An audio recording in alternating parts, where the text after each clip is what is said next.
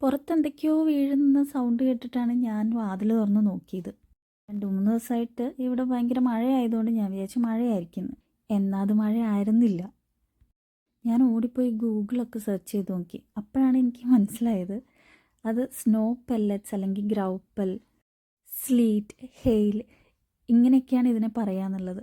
അതിൽ കൊടുത്ത ഡിസ്ക്രിപ്ഷൻ വളരെ കറക്റ്റായിരുന്നു. അതൊക്കെ നമുക്ക് വേർതിരിച്ച് ഇന്നലെ കാണാൻ പറ്റുമായിരുന്നു. പിന്നെ ഇന്നലെ മഞ്ഞുണ്ടായിരുന്നു, മഴയുണ്ടായിരുന്നു, കാർമേഘം, വെയിൽ, കാറ്റ് ഒന്നും പറയണ്ട, എല്ലാം നമുക്കിന്നലെ വളരെ വിസിബിളായിരുന്നു.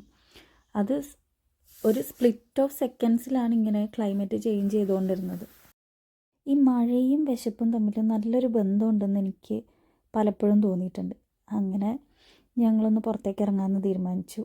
സമയം 7 മണി കഴിഞ്ഞായിരുന്നു. പക്ഷേ നല്ല വെട്ടമുണ്ടായിരുന്നു പുറത്ത്. നല്ല മഴയായിരുന്നു ആ സമയത്ത്. പക്ഷേ ഇതേ പുറത്തിറങ്ങിയതും സ്നോ പെയ്യാൻ തുടങ്ങി.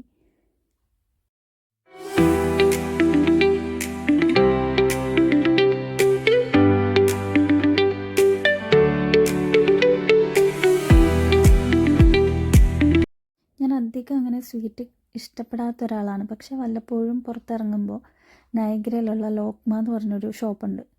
അവിടെ എക്സ്പ്ലോഷൻ എന്ന് പറഞ്ഞിട്ട് ഒരു ക്രീമി ബോളുണ്ട്.